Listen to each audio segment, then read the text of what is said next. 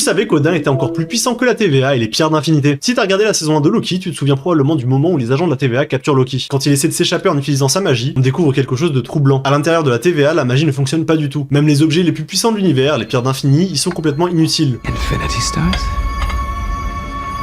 How do you have these? Oh, we actually got a lot of those.